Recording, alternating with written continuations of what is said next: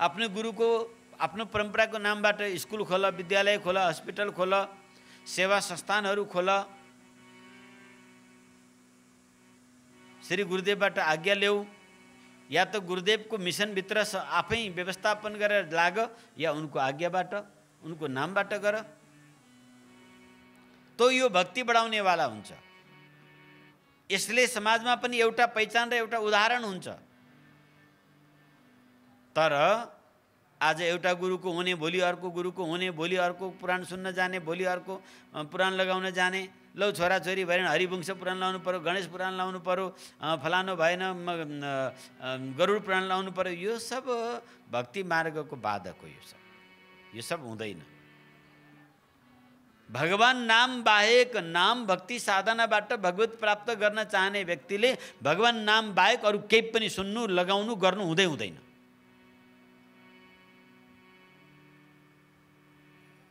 तद्बोध कर्मान्य, कर्म त्यही गर्नुस् जुन कर्मले तपाईको इष्ट र गुरुमा नाममा निष्ठा जागृत हुन्छ, भक्ति जाग्छ। त्यो भन्दा फाल्तु यताउता गरेर भ्रमित नहुनु। यदि जीवन सार्थक बनाउनु छ भने यत्तिकै पेन्डुलम बनेर चाहिँ कुतियाका तर मुख मार्दै फिर्नु छ भने गल्ली गल्ली फिरिरहौ। भ्यागुता न धार्नी पुग्छ न सुख हुन्छ। एउटा भ्यागुता राख, अर्को उप्रिहाल्छ, कहिले जोख्नु त्यसलाई? तो यहाँ स्पष्ट नारद जी ने बड़ो तगड़ा रूप से कहा है कि भक्ति शास्त्राणि मनन, यानी केवल भक्ति शास्त्र, वो भी गुरुदेव के द्वारा बताइएको भक्ति शास्त्र मात्रै पढ, त्यही मात्रै सुन। जोबाट सुन्नु भनेको छ त्यहीबाट मात्रै सुन्नुपर्छ। जसको पायो त्यसको कथा सुन्नु, जहाँ पायो त्यहाँ जानु, अनि ए भन्नु, अनि उसले एउटा कुरा हुन्छ एकादशीको व्रत मात्रै तिथिको हामीले सुन्नुपर्छ, एकादशीको माध्यममा। तर शुक्रबारे व्रत, सोमबारे व्रत, मङ्गलबारे व्रत, आइतबारे व्रत, बिहिबारे व्रत, एउटाले भनिदिन्छ ल तेरो यो बिग्रेको रहेछ, त आइतबारे व्रत गर, ठिक हुन्छ। ए हो, त्यतै लागिदिन्छ। अब भक्ति खण्डित भयो यहाँ। अर्कोले भनिदिन्छ तेरो त शनि रिसाएको रहेछ, लौ शनि सङ्कटा मृत्युञ्जयको यति जाप गर्नुपर्छ। त्यतापट्टि गयो, गयो त्यो पनि ती। अनि लौ तेरो त पितृ रिसाएको रहेछ, घरमा देवता रहेछन्, निकालेर फ्याँक दे। वैसे तुम अपने कर्मों से मारे हुए हो। रात दिन झूठ बोलना, कपट करना, छल करना, आलस्य, प्रमाद, मन की कलुषता, ऊपर से प्रारब्ध की मार, ग्रह की मार, कर्मों की मार्ग तुम झेल रहे हो। और मुश्किल से साधु संगत मिल जाता है, मुश्किल से गुरु संतों का संगत मिल जाता है। उसमें भी जो श्रोत्रिय ब्रह्मनिष्ठ आबाल ब्रह्मचारी साधु होते हैं, जो निरंतर भक्ति में साधना में लगे हुए होते हैं, उन संत लोग गुरुजन यदि कोई तुम्हें मार्गदर्शन करें, डांट कर कहें, तो मन में ये नहीं आना चाहिए कि भाई मैं तो बड़ा आदमी था, मुझे डांट दिया। मेरे दोस्तों के बीच में, समाज के बीच में मुझे डांट दिया, क्या सेवा करेंगे? ऐसे भी साधु होते हैं, क्रोध करने वाले। अब साधु के परिभाषा तुम लगाने लग जाते हो। यहीं पोखरा के कुछ लोग ऐसे मिले, साथ ही साथ बारंबार चतरा धाम जाना, अयोध्या जाना, मुक्तिनाथ जाना। एक दिन प्रसंग उठा, भाई तू भक्ति के लिए थोड़ी पीछे लगा है, व्यापार अच्छा चले, गुरुदेव की जादू की छड़ी मिल घूम जाए सर पर और व्यापार अच्छा चले, इस लालच से लगे हो। अब व्यापार नहीं चला तो नहीं आओगे। तो उस व्यक्ति को तो सोचना चाहिए कि मैं गुरुदेव की भ्रम को दूर करूं, कि मैं निस्वार्थ प्रेम करता हूं। घर चले न चले, व्यापार चले न चले, जीवन की भौतिक पदार्थ प्राप्त हो न हो, मैं अपने गुरु और भगवान के प्रति अटूट प्रेम करता हूं। इस बात की उसे प्रमाणित करना चाहिए। और कहा गया तो इसीलिए था कि नहीं नहीं गुरुजी, मैं तो व्यापार चले इसके लिए नहीं, आपकी कृपा बने रहे तो व्यापार भी चलेगा, जीवन भी चलेगा, भक्ति भी होती रहेगी। तो आपके चरण में मैं बना रहूं, ऐसा उसमें और दृढ़ता आ जाए। प्रेम बस कहा था। अब आके घर में औरत को, घरवाली को सुनाया, गुरुजी कह रहे हैं कि तू जो है स्वार्थ के पीछे लग के आया है। हाँ, बोले अच्छा ऐसा कहा गुरुजी ने, ठीक है, फिर ये गुरुजी के पास नहीं जाएंगे, फिर गुरुजी के पास नहीं जाएंगे। अरे गुरु घंटाल ससुरा, तुम गुरुदेव के पास नहीं जाओगे तो क्या नुकसान होना है? हैं?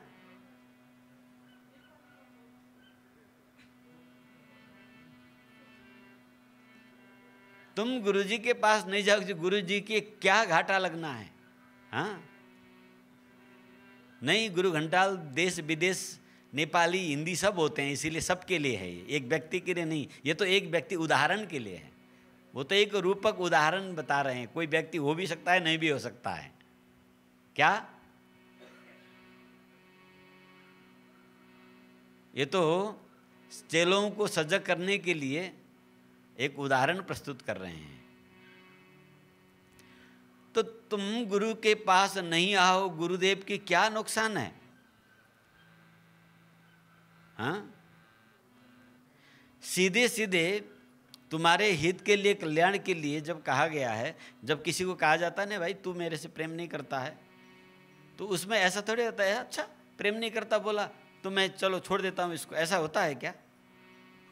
यदि कोई बोले प्रेम नहीं करता है तो नहीं नहीं भाई मैं तो बहुत प्रेम करता हूँ, ऐसा मत सोचो, तो ऐसा कह के मनाना चाहिए।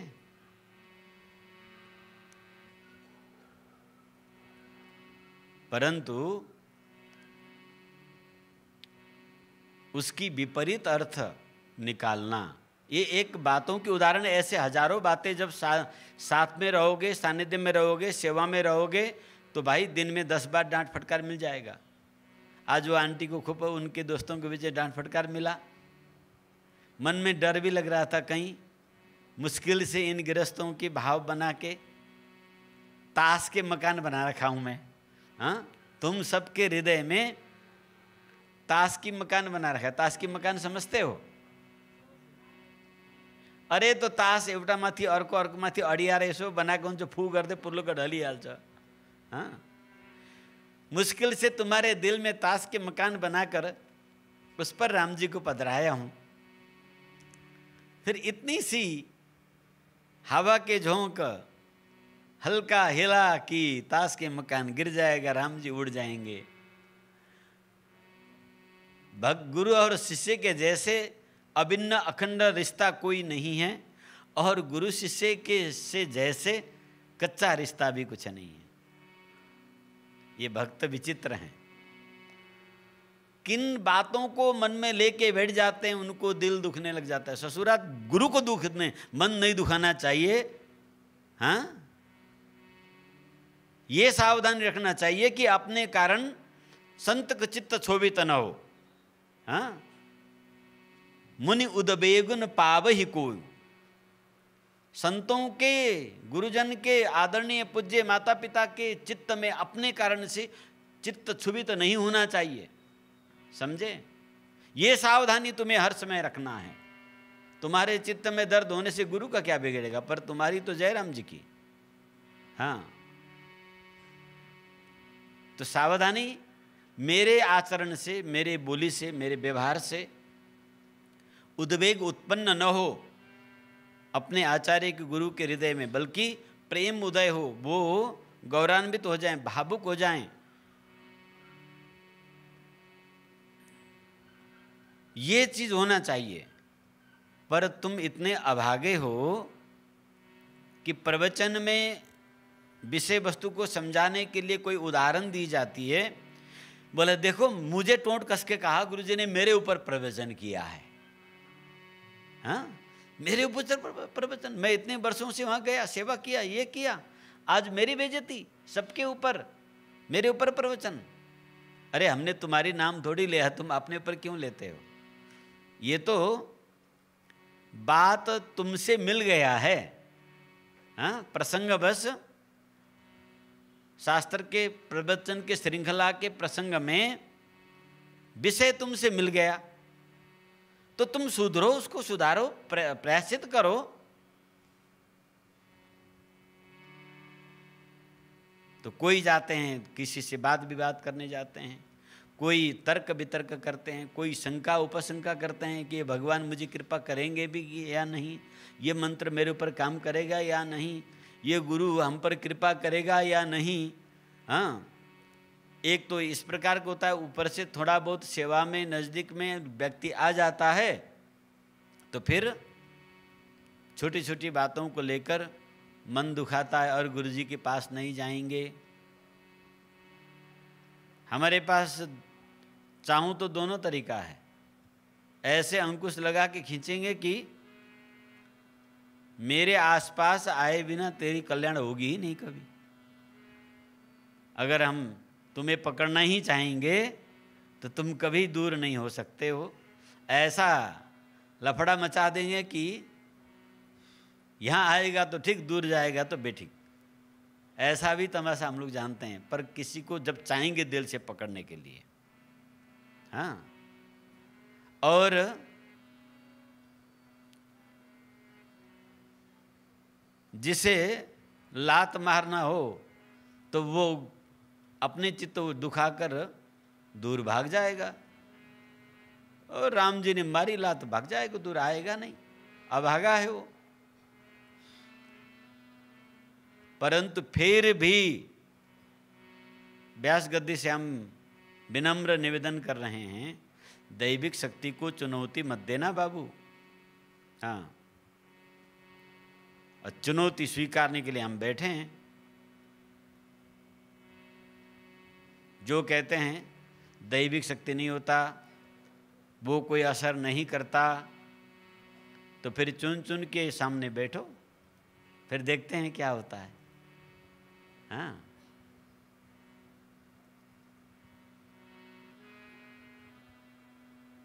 साधक को अनन्य भाव से अपनी इष्ट और गुरु में निष्ठा किस प्रकार से बने, उस पर सावधान होना चाहिए। नारद जी ने कहा, भक्ति शास्त्राणि मननीयानि, भक्ति शास्त्राणि मननीयानि तद्बोधक कर्माण्य अपि करणीयानि। अर्थात प्रेमा भक्ति की प्राप्ति के लिए भक्ति शास्त्र का मनन करते रहना चाहिए, और ऐसे ही कर्म भी करते रहना चाहिए जिससे भक्ति की वृद्धि हो, जिससे भक्ति की हानि हो। ऐसा कर्म, ऐसा विचार किसी भी प्रकार से आने नहीं देना चाहिए। क्या शास्त्र क्या कहते हैं, संत क्या कहते हैं? हम यदि भगवत प्राप्ति के लिए इस जीवन को विनियोग करते हैं तो भक्ति शास्त्राणि मननीयानि, भक्ति शास्त्र को सुनना चाहिए, भक्ति शास्त्र को मनन करना चाहिए, भक्ति शास्त्र को पढ़ना चाहिए। तद्बोध कर्माण्य अपि करणीयानि, उस भक्ति को वृद्धि कराने वाला कर्म, उपाय, चेष्टा, प्रबंध करना चाहिए, जो करने से तुम्हारी भक्ति वृद्धि हो। ऐसा नहीं करना जिससे भक्ति में हानि पहुंचे। न तो भक्ति में शंका करना, न भक्ति प्रदाता गुरु में, न इष्ट देव में, न भगवान नाम में, पहली कर्म।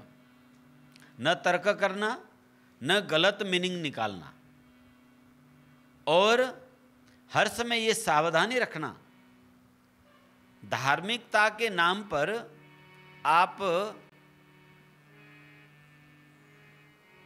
जहाँ चाहो वहाँ जाकर पूजा करना, जिसका चाहो उसका प्रवचन सुनना, धार्मिक नाम से जो चाहो वो किताब पढ़ना नहीं चाहिए। नारद जी स्वयं इसको विधि निषेध कर रहे हैं, आदेश दे रहे हैं। फिर कौन से शास्त्र पढ़ना है, किसकी प्रवचन सुनना है, तो वो आपके गुरुदेव तय करेंगे। सब संतों पर आप पूज्य भाव रखिए, ये उचित है।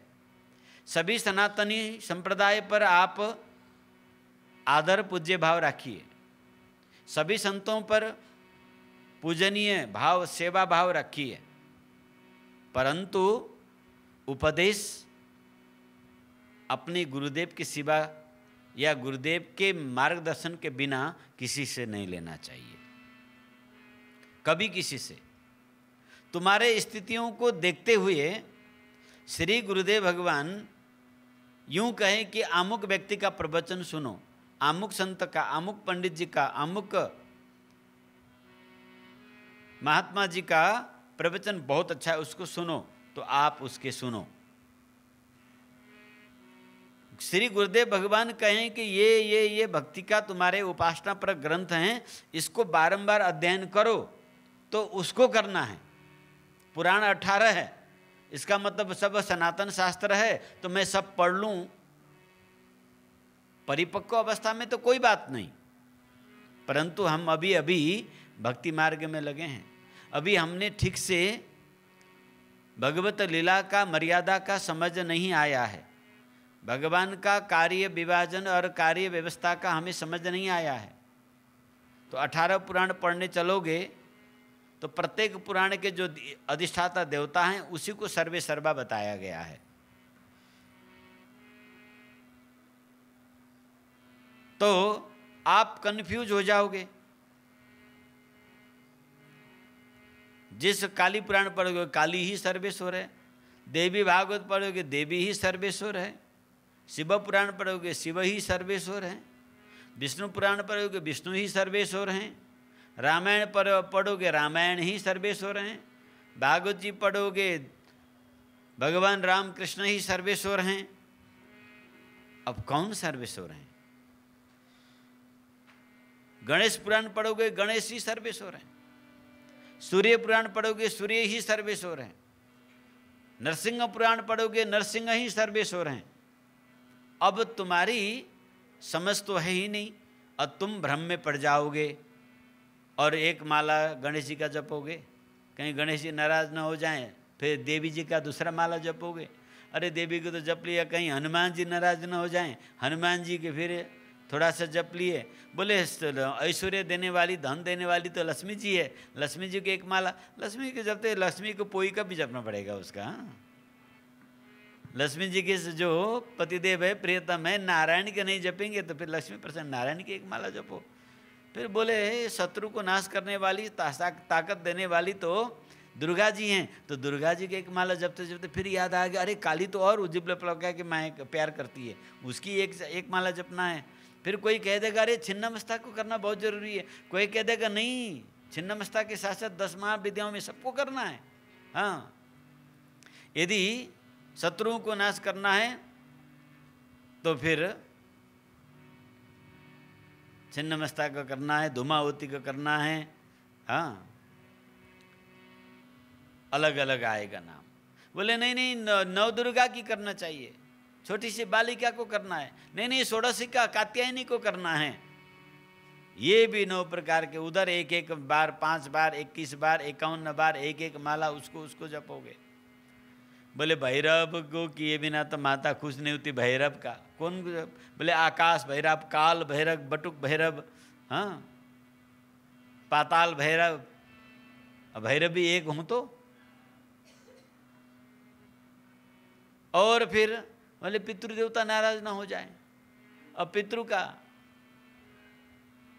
नाग देवता नाराज हो जाए, फिर नाग तो यहाँ तुम्हारे पोखरा में तो उत्पात है भाई। हाँ, जिधर देखो नाग ही नाग है। ये भगवान, ये मति भ्रम कब टूटेगा तुम लोगों का? तुम्हारे अगरबत्ती त्यसलाई मैले अगुल्टो भन्छु, अनि यति मुठा बातीलाई राको भन्छु मैले। त्यो राको र अगुल्टोको खाँचो छैन त त्यो देवताहरूलाई। ये तो षोडशोपचार पूजा को विधि में निराजन धूप दीप नैवेद्य निराजन, ये एक षोडश विधि पूजा के अंग के भीतर के एक अंग है। और तुमने सोच लिया कि पाती चढ़ाओ, झाड़ पात उखाड़ कर और उसमें रंग रूंग लगाकर सिर पर देवता के रख दो, ऊपर से पानी गिरा दो, दूध गिरा दो, चीनी गिरा दो, मुख में थोड़ा सा पेड़ा ठोंस दो और एक मुट्ठी अगरबत्ती का अगुलटो धुआं झोंस दो, फिर चिमनी बाल लो, राख मसाल इतना इकट्ठा करके जो ज़्यादा लोग सोचते हैं कि लाख बत्ती बालेंगे तो भगवान प्रसन्न होंगे, और नेपाल में लाख बत्ती का प्रचलन इतनी ज़्यादा है। हे भगवान मेरे प्यारे, एक बत्ती बाला चाहे लाख बत्ती बाला, रीतिपूर्वक भक्तिपूर्वक बालेको एक बत्ती पनि भगवानको लागि करोड बत्ती भन्दा ठुलो हुन्छ। नभए तपाईँको लाख बत्ती करोड बत्तीको कोही मायने छैन, बिचारा तेलको सर्वनाश मात्रै हो। फेरि यो पूजा पद्धतिको मैले निन्दा गरेको होइन, यो यथार्थ भन्दैछु।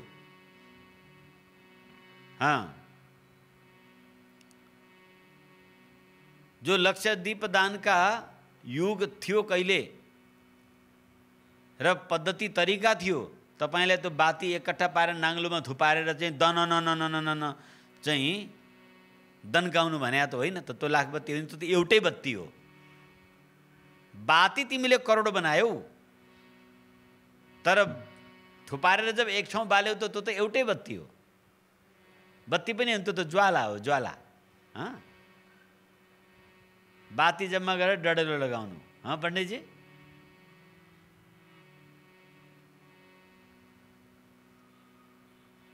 बत्ती तो पृथक पृथक पृथक पृथक पृथक हुन्छ।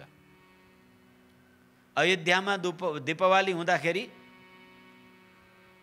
श्री रामघाटमा वहाँ दीपावली भयो। 10,000 दीप, कोनी कति कति हजार दीप, दीप का प्रत्येक दीप अलग अलग हुनुपर्छ। लाख बत्ती बाल्नु छ भने लाखैवटा पृथक पृथक दीपक हुनुपर्छ। त्यो पनि पूर्वकालमा मन्दिरमा बिजुली लगाउँदैनथे, बिजुली थिएन, त्यसकारणले त्यतिखेर मन्दिरदेखि मन्दिरको पर बाटोसम्म लाइनले बत्ती बालेर उज्यालो पारिदिनु बडो पुण्य हुन्थ्यो। त मान्छे त्यसको लागि भाकल गर्थे, प्रभु म यतिवटा दीपक जलाउँछु, त त्यो भक्तहरूको लागि प्रकाश रोशनीको फाइदा होस् त्यसको लागि हो। कोही नलडोस्, नठोकियोस्, मन्दिरका स्वरूप देदीप्यमय देखियोस् त्यसको लागि। तर तपाईहरू त सुता काटो काटो काटो काटो काटो काटो अनि त्यहाँबाट भिजायो अनि आगो लगाइदियो। के बालेको लाख बत्ती आथा गर्दै एकछिन दन्कायो अनि लगेर 5 मिनट भित्र फ्याँकिदियो। कोही देवता प्रसन्न भएर त्यसमा केही लाभ हुँदैन। हाम्रा वैदिक सनातनमा बताइएका कर्म कोही पनि मिथ्या छैनन्, तर विधि विधान प्रबन्ध व्यवस्था तरिका यो जान्न पर्छ। त त्यसरी भक्ति बढ्दैन। नारदजी भन्नुहुन्छ, भक्ति शास्त्राणि मननीयानि, भक्ति मार्गमा हिँडेका अनन्य भगवानसँग प्रेम गर्ने व्यक्तिले श्री गुरुदेव भगवानबाट निर्धारित ग्रन्थको अध्ययन गर्नुपर्छ। श्री गुरुदेवबाट जसको प्रवचन सुन्ने आज्ञा हुन्छ उसैको सुन्नुपर्छ। कुरो बुझ्नुभयो नि? सबै आध्यात्मिक पण्डित हुन्, एउटै सम्प्रदायमा पनि कोही ज्ञानपरक हुन्छन्, कोही भक्तिपरक हुन्छन्, कोही कर्मपरक हुन्छन्, कोही योगपरक हुन्छन्, कोही तन्त्र मन्त्र कर्मकाण्ड परक हुन्छन्। एउटै संप्रदाय का एउटै परिवार के साधु महात्माओं में भी कोई कर्म विचार प्रधान वाले होते हैं, वो विचार को ही महिमा गायन करेंगे। कोई कर्म प्रधान वाले कर्म की महिमा गाएंगे, कोई भक्ति प्रधान वाले भक्ति की महिमा गाएंगे। उसमें आपकी गुरुदेव की दी हुई विचार और उन संत की दी हुई विचार आपस में बाजना नहीं चाहिए, आपस में विवाद नहीं होना चाहिए। जो साधना मार्ग में साधना प्रदान करने वाले संत बहुत कम होते हैं, वो अपने शिष्य की स्थिति परिस्थिति, उसकी परिवार, उसकी बुद्धि, उसकी शिक्षा, उसकी उम्र, उनकी अवस्था, इस सब बातों को विचार करके श्री गुरुदेव भगवान साधना की मार्ग निर्देशन करते हैं, सत्संग की विधि करते हैं और अध्ययन की विधि करते हैं। तो वो सब भक्ति बढ़ाने वाला होता है। यहाँ तक शास्त्र में कहा है कि साक्षात भगवान आकर भी बताएं तो भी नहीं सुनना चाहिए। देखिए, माता पार्वती के पास तपस्या में बैठी थी माता पार्वती, तो वहाँ स्वयं सप्तऋषि वशिष्ठ आदि स्वयं आकर कहा, कहाँ शिव जी के चक्कर में पड़े हो, नारायण से ब्याह कर लो, इंद्र से ब्याह कर लो, वो तो भूत जैसे रहते हैं, ये है वो है। सप्तऋषि को माता ने आंख निकाल कर डांटा, खबरदार एक वचन आगे मेरे महादेव के खिलाफ बोला तो फिर श्राप दे दूंगी। सप्तऋषि जैसे आकर बोलने पर भी अपने प्रियतम के खिलाफ नहीं सुनना चाहिए, कान मूंद लेना चाहिए या उसकी संगत छोड़ देना चाहिए। ब्रह्मा जी आकर, बहुत से देवता आकर बारंबार उन्हें कहे, और लास्ट में तो भगवान शिव स्वयं वेश बदल कर आए और शिव जी का निंदा करके कहने लगे, देवी भूत में सवार, भूत के बीच में रहने वाला, बैल में सवार होने वाला, नंगा दड़ंगा, और उसमें कुनी काम वासना भी नहीं है, ऐसे अवधूत से ब्याह करके तुम्हें क्या मिलेगा? नारायण बहुत अच्छे हैं, सर्व ऐश्वर्य के स्वामी, ये सबके मालिक हैं, नारायण से शादी कर लो। माता पार्वती टस से मस नहीं हुई और कहती हैं, ए पंडित, स्वयं साक्षात आशुतोष भोले बाबा यदि आकर कहें तो भी मैं सुनने वाली नहीं, तुम तो फिर क्या हो? और ऐसे बात करेंगे तो भोले बाबा को मैं छोड़ूंगी नहीं। अब थे स्वयं भोले बाबा। देवी के अचल निष्ठा देखने के बाद सब परीक्षा से भय से भयभीत नहीं हुई, लोभ से प्रलोभित नहीं हुई, हाँ, किसी चक्कर कोई वाद विवाद किसी में नहीं पड़ी हो, इतना दृढ़ता रही तो शिव जी ने कहा, ठीक योग्य है ये, अब मैं इससे शादी करूंगा। तब शिव जी तैयार हुए और पार्वती के साथ विवाह हुआ। तो शिव पार्वती का विवाह, पार्वती का तपस्या का ये जो कथा है, ये हमारे लिए है।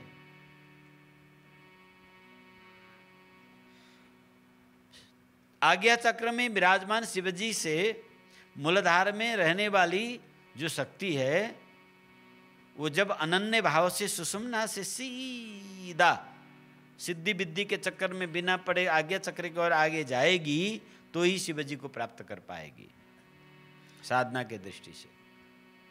और भक्ति व्यवहार की दृष्टि से अनन्यता चाहिए, दृढ़ता चाहिए। तुम छोटी छोटी बातों से विचलित हो जाते हो और स्वयं गुरुदेव की कही हुई बातों को गलत मीनिंग निकालकर मुंह फुला के बैठते हो, दूर भाग जाते हो और कहते हो अब हम नहीं जाएंगे, संगत नहीं करेंगे।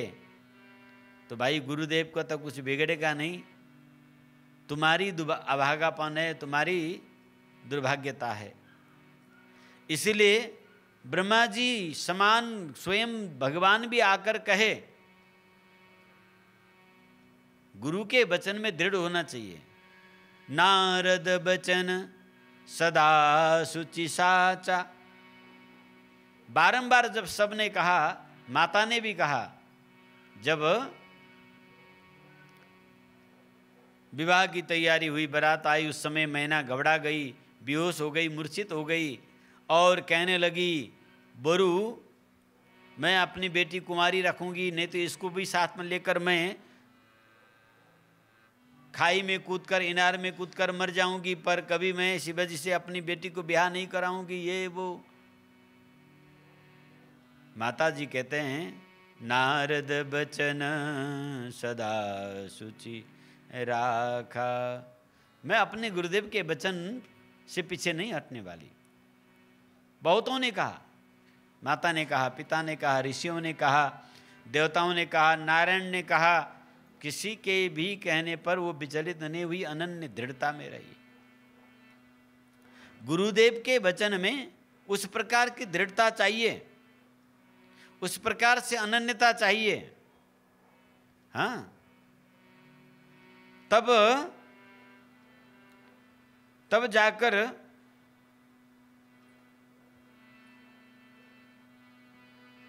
भक्ति दृढ़ होगा। इसीलिए मन नहीं आनी, केवल भक्त को भक्ति शास्त्र के अलावा कुछ भी नहीं सुनना, नहीं देखना चाहिए।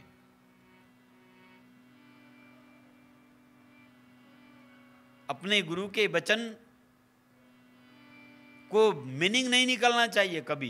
ये भूल सपने में भी नहीं करना है आपको।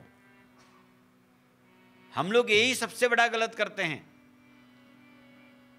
गुरुदेव के वचन को, वाणी को, उनकी किसी भनाई को हम अपनी मन में ले बैठते हैं और उसकी गलत मीनिंग निकालते हैं। जब भक्ति देने वाले गुरुदेव से ही तुम वंचित हो जाओगे तो फिर कैसे होगा?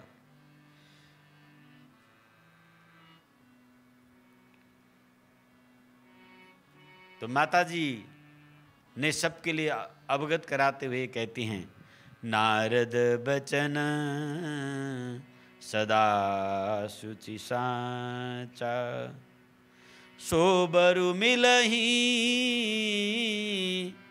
जाहि मनुराचा, नारद बचन सदा शुचि साचा। श्री गुरुदेव के वचन में सदा अड़ी कर रहना चाहिए और गलत मीनिंग बिल्कुल नहीं निकालना चाहिए। ये हमेशा याद करना। और गुरुदेव के बाप आकर भी कहे तो नहीं मानना चाहिए। हाँ, ये गलती नहीं करना है कि गुरुदेव के भी गुरुदेव हैं तो उनके हम सुनेंगे, इनके क्यों सुनेंगे?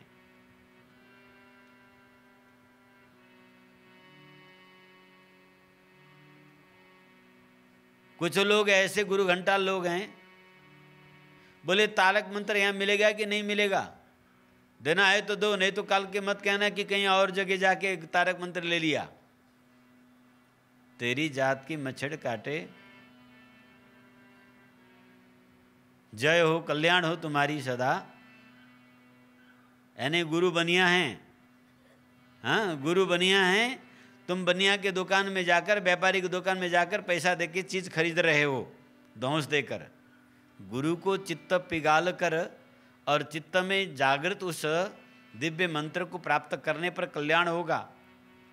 नहीं तो तुम 15 साल 20 साल कितने साल से लगे हो पीछे और तुम ये धौंस दिखाओगे कि कल के मत का ना कहीं जाके ले लिया। अरे जाके कहीं भी मुंह मार लो। कुतिया का काम क्या है? गली गली में जाके मुंह मारना है। पर तुम्हारी कल्याण कैसे होता है वो हम भी देखते हैं।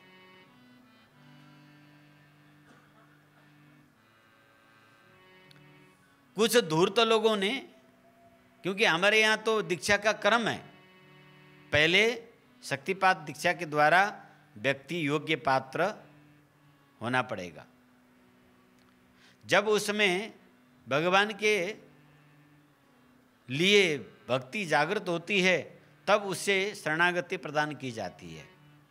उसकी शरणागति जब भगवान स्वीकार करते हैं तब उसे तारक मंत्र दिया जाता है। ये विधि है, तरीका है उसकी। शिष्य के हित के लिए सब की जाती है। वैसे एक ही दिन में सारा मंत्र दे दो, क्या है? हाँ, एक ही दिन में दे दो, एक ही बार में तारक भी दे दो, शरणागति भी दे दो, शक्तिपात भी कर दो, सब कर लो। उसरे निर्वपेत बीजम, मरुभूमि में बीज रोप कर क्या फायदा? हाँ, नपुंसक को कन्या देकर क्या फायदा?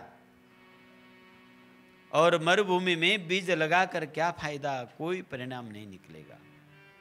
समझदार साधु पहले तो चेले नहीं बनाते हैं तो विधि पूर्वक उसे उसके अंदर में भक्ति जगाकर, और एक भगवत शरणागति जो व्यक्ति हो जाते हैं उनकी आचार विचार भोजन संस्कार कैसे होना चाहिए ये सारा संस्कार देकर, हाँ अब इससे जो है तारक मंत्र देना चाहिए। जब गुरुदेव के हृदय इस भाव को तैयार हो जाए तो वो चैतन्य मंत्र सीधा आपो दीपो दीपक भीतर प्रज्वलित कर देता है। बाकी बहुत सारे संत लोग हैं, पंडित लोग हैं, आओ आओ 5,000 की दीक्षा, 10,000 की दीक्षा, 20,000 की दीक्षा, 21,000 की दीक्षा, 5 लाख की दीक्षा, 11 लाख की दीक्षा, 51 लाख की दीक्षा, 1 करोड़ की दीक्षा। दीक्षा प्राइस पर है, कौन सी दीक्षा लेनी है? काली की दीक्षा, गोरी की दीक्षा, हायुनी की दीक्षा, बायुनी की दीक्षा, हाँ रंकिनी की दीक्षा, डांकिनी की दीक्षा, किसका दीक्षा लेना है? हाँ भैरव की दीक्षा, वीर की दीक्षा, अप्सरा की दीक्षा, कौन सी अप्सरा की? हाँ अप्सरा भी अलग अलग अलग अलग है। किन्नरियों की दीक्षा, ये सिद्धि होगी वो सिद्धि होगी, इतना सामान ये सामान लगेंगे। हाँ चेतक विद्या सीख लो। बड़ के रूप में रुख में बैठकर रात को इतने हजार इतने दिन जपने पर देवी प्रसन्न होकर सामने आ जाएगी। उस समय तुम वरदान मांग लेना, दूसरे दिन से तुम सिद्ध हो जाओगे। और उसके लिए क्या क्या चाहिए? ये सामग्री। कहाँ मिलेगा सामग्री? कहीं नहीं मिलेगा, मेरे दुकान में मिलेगा। हाँ 5 रुपया का सामान है। बोले क्या क्या चाहिए? सियाल का सींग चाहिए, गिदड़ का नाखून चाहिए, काक का चोंच पंख चाहिए, और क्या चाहिए? बोले 1 आक्षी नारियल चाहिए,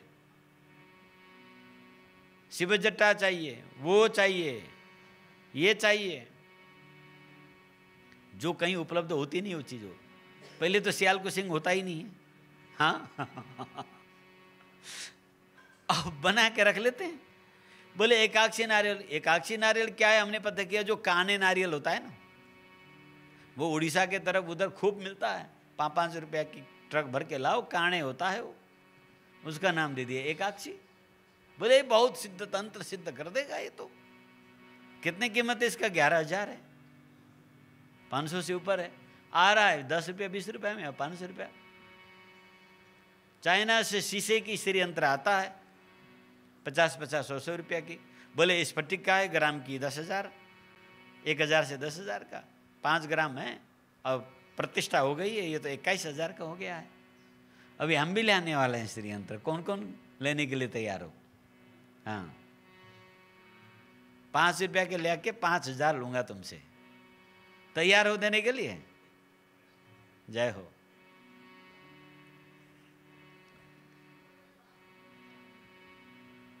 ये कलश रखा है, ये साइज का कलश मेरे ख्याल में 500 का आएगा, पर यहाँ प्रतिष्ठित हो गया, मैंने हाथ लगा लिया है। 5,000 में कोई किनना चाहो तो आ जाओ। अरे इतने में तो तुम 50 कलश ले आओगे।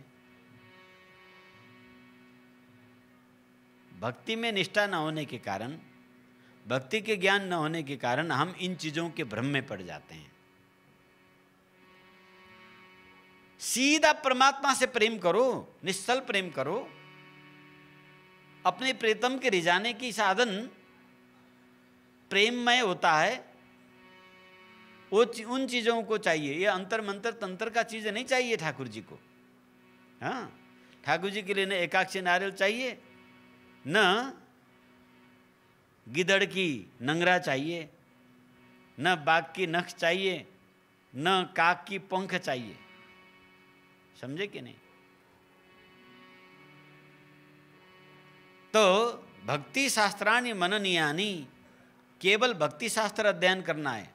सुनिए कौन कौन सी शास्त्र आप अध्ययन कर सकते हैं। यदि आप हमसे जुड़े हैं और श्री राम नाम प्रेमा भक्ति अपने अंदर जगाना चाहते हैं तो सबसे पहले श्री राम परत्तो ही आपके लिए पर्याप्त है। राम परत्तो नाम लिख लीजिए, दिमाग में गड़ा लीजिए। श्री राम नाम प्रताप प्रकाशन, श्री सीताराम नाम प्रताप प्रकाशन, श्री राम परत्तो आपको कहाँ कहाँ मिलेगा? नेपाली में पढ़ने चाहो तो मेरे पास मिलेगा, हिंदी में पढ़ना चाहो तो शेराम दास जी के बगीची श्री वेदांती जी महाराज जी के पास मिलेगा, श्री मणिनाम छावनी गुरु आश्रम में मिलेगा। सीताराम नाम प्रताप प्रकाशन, श्री एक ये नाम है, दूसरा नाम है श्री राम परत्तो, है दोनों एक ही ग्रंथ, नाम की महिमा उसमें थोड़ा सा अंतर है। तो श्री राम परत्तो आपको यहाँ उपलब्ध है।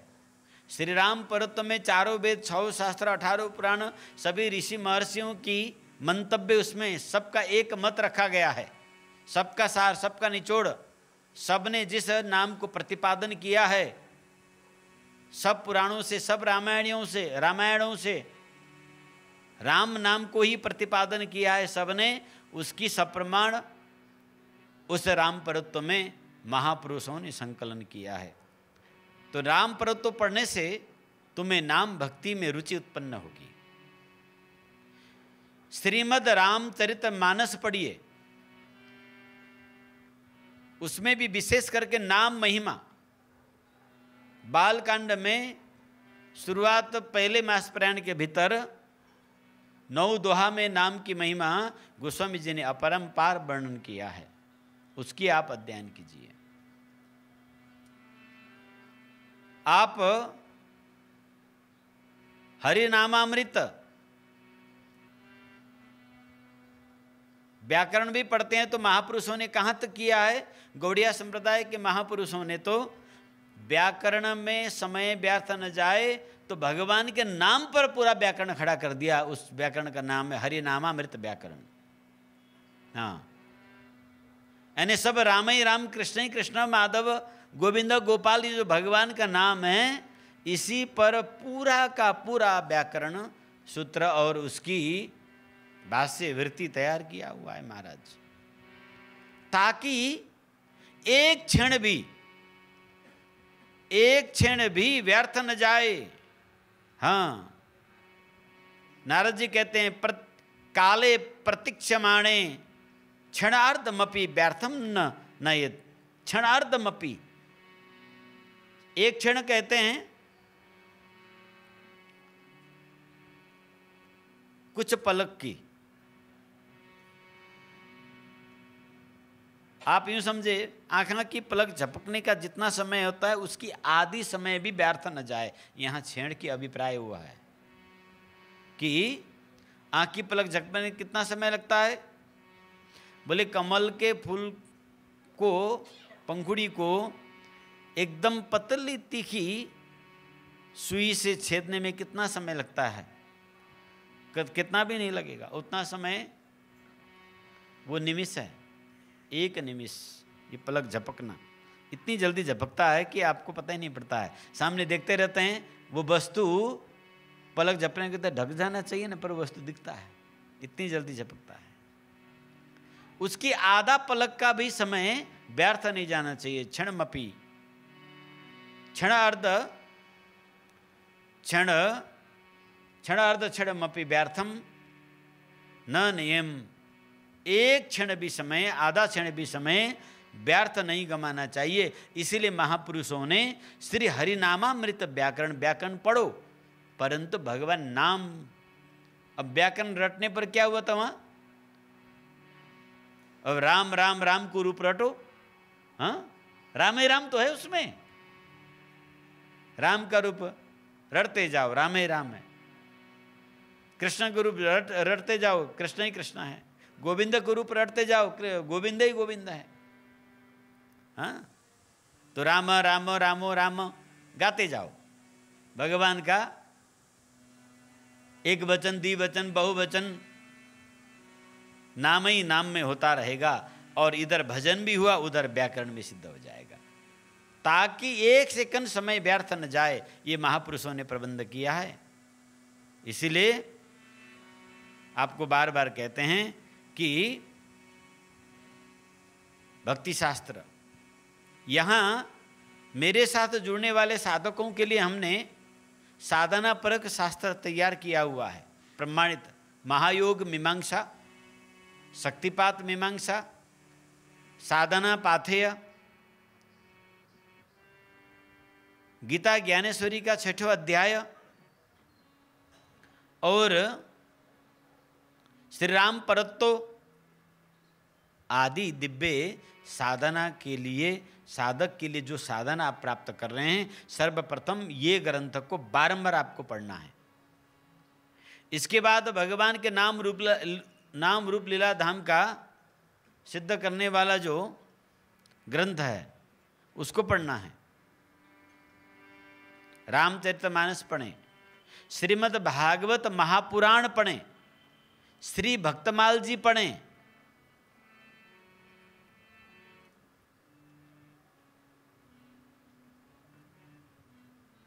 ये भक्ति ग्रंथ हैं। और आचार्यों का भाष्य, रामानंद भाष्य जो आनंद भाष्य हैं उसको पढ़ें, श्री भाष्य पढ़ें। उसमें भी हम रामानंदी परंपरा वालों के लिए विशेष करके गोस्वामी तुलसीदास जी के 12 ग्रंथों में विनय पत्रिका, दोहा वाली, कविता वाली, ये अति महत्वपूर्ण है, इनको पढ़ें। भगवत गीता की भक्ति परक व्याख्या पढ़ें, श्री रामानुज भाष्य गीता का, श्री रामानंद भाष्य, इसे आपको पढ़ना है। ये भक्ति का प्रतिपादन करते हैं, आपको अनन्य भाव में ले जाते हैं।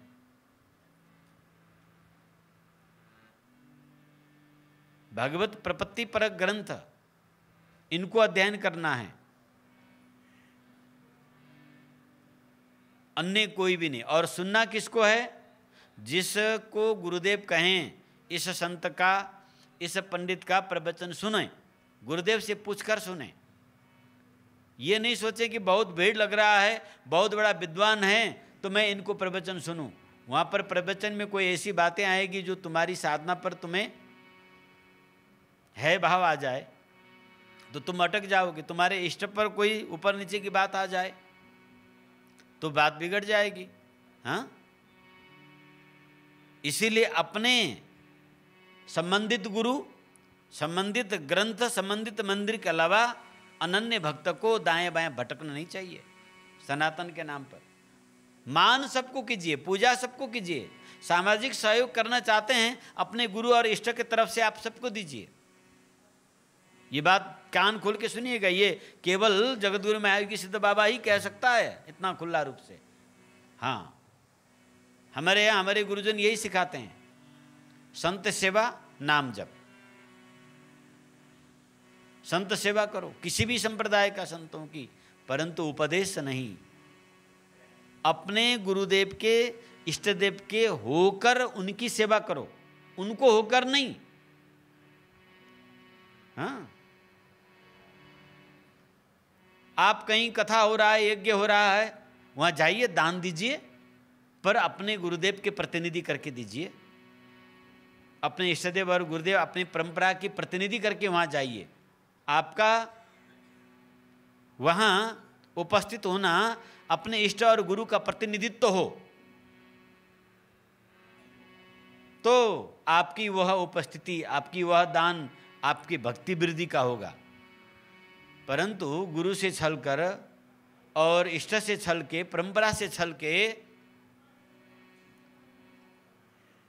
आप वहां जाते हैं तो अपराध माना जाएगा। दान सेवा भी करते हैं, उनको होकर करते हैं तो ये भी अपने इष्ट अपराध, परंपरा अपराध, नाम अपराध हो जाएगा। करने के लिए मना नहीं है, खूब कीजिए। गुरु बुझिए सही सही न हो।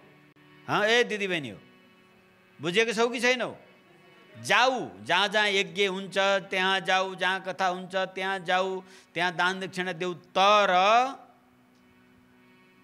त्यहाँ गइरहँदा, त्यहाँ सेवा दिइरहँदा आफ्नो गुरु आफ्नो परम्परा को प्रतिनिधित्व गरेर दिनुपर्छ, ताकि सामनेवाला व्यक्तिलाई ओहो यो महायोग परिवारवाले सीतारामवाले हेर यहाँ पनि आएर हामीलाई पनि सहयोग गरे भन्ने तपाईको परम्पराप्रति उनमा एउटा सेवाको भाव गौरव भाव उठोस्।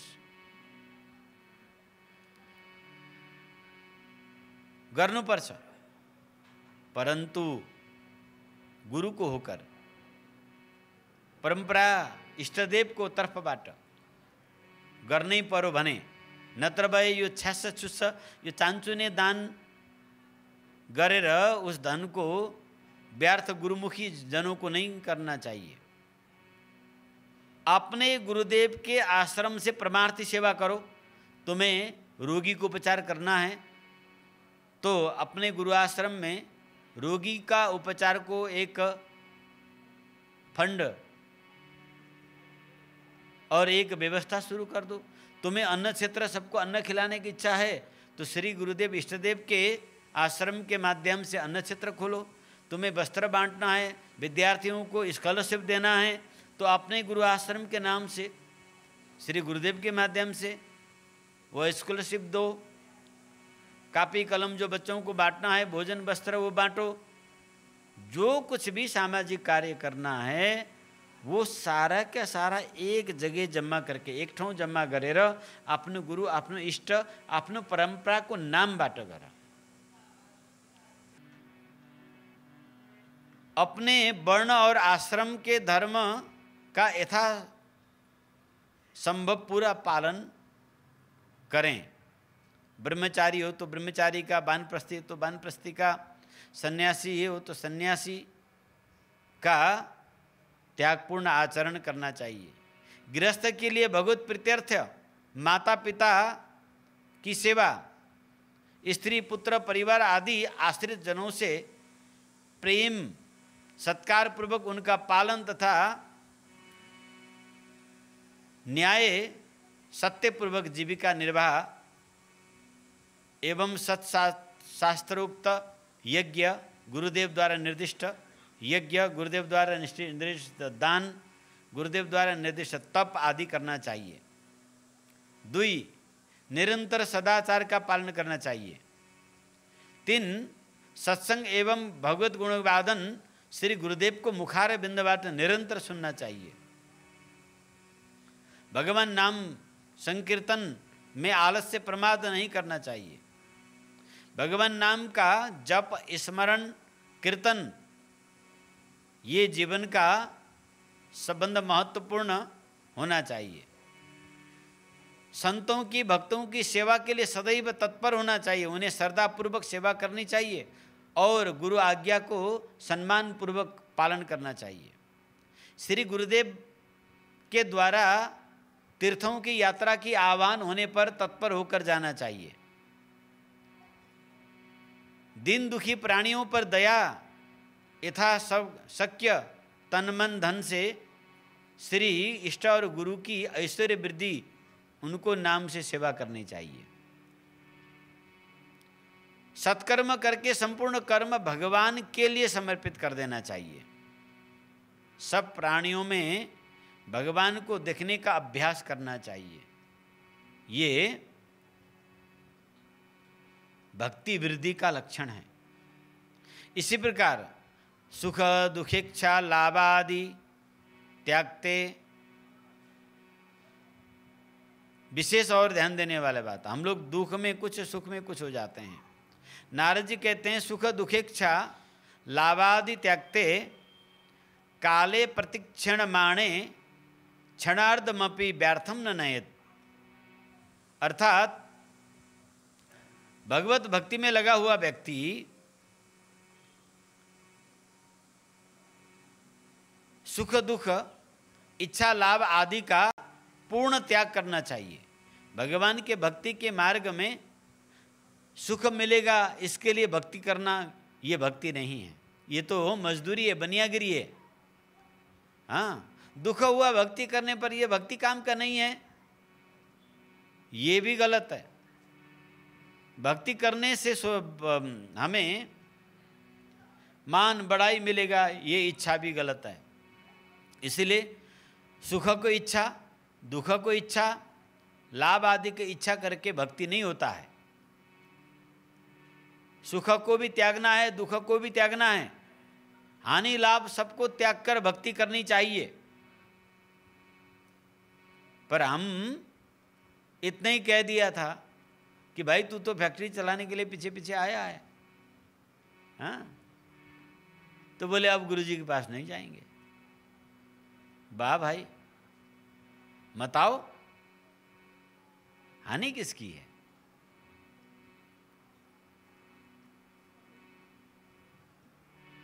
तो ये क्या हुआ, हम लालच बस या अभिमान बस संतों के पास, ये अभिमान में ठेस पहुंचा, उसके मन में कपट था और वो कपट खुल गया, इसीलिए लज्जा आ गई, अभिमान जाग गया। लोग ऐसे विचित्र होते हैं, यहाँ सत्संग में आते आते अगर कहीं छोटा सा टक्कर लग जाए, ठेस लग जाए, बोले सत्संग में जा रहे थे के भन्छन् फापेन, सत्संग गर्न गएको त्यहाँ फापेन, त्यहाँबाट फर्केर आएको, हेर त्यत्रो साधना गरेर आएको, यत्रो कुइना मेरो ढुक्के टिटुलको उठ्यो, फापेन, फ्र्याक्चर भयो, यहाँ 4-5 जनाको खुट्टै फ्र्याक्चर भयो अरे। के कारण भयो, किन फ्र्याक्चर भयो? अब हिँड्न जाने ढुक्के फ्र्याक्चर भयो, अबर पर्यो, भवितव्य भनिन्छ त्यसलाई। भवितव्य भयो, लड्यो, ठोकियो, ठोकायो, भवितव्य भयो, फ्र्याक्चर भयो। अब यहाँ आश्रममा आएर सेवा गर्ने वाले तो खुट्टा नभाँचिनु पर्ने होइन, यस्तो अर्थ लाउनु हुँदैन। यत्रो आश्रममा सेवा गरेपछि त खुट्टा नभाँचिनु पर्ने नि, किन भाँच्यो खुट्टा? मतलब आश्रमको सेवा फापेन, यस्तो अर्थ तपाईहरु निकालिहाल्नुहुन्छ। यो त शरीर हो, भवितव्य हुन्छ, कोही मर्छ, कोही फ्र्याक्चर हुन्छ, मैलाई हुन सक्छ, कसैलाई पनि हुन्छ त। ज्वरो आउँछ, गला बस्छ, रोग हुन्छ, पीडा हुन्छ, यो त शरीरको प्रकृतिको धर्म हो बाबा। अनि साथसाथै विविध प्रारब्ध कर्महरूको पनि संगत हुन्छ। हुन सक्छ सेवा गर्दा अभिमान आयो अनि गर्छ न, त्यसैले जान्न म भनेर चाहिँ उठेको खुट्टा रोकेर राख्यो होला, त्यही भएर खुट्टा भाँचिदियो होला भगवानले। यो पनि त अर्थ लगाउन सकिन्छ नि, तर त्यस्तो होइन।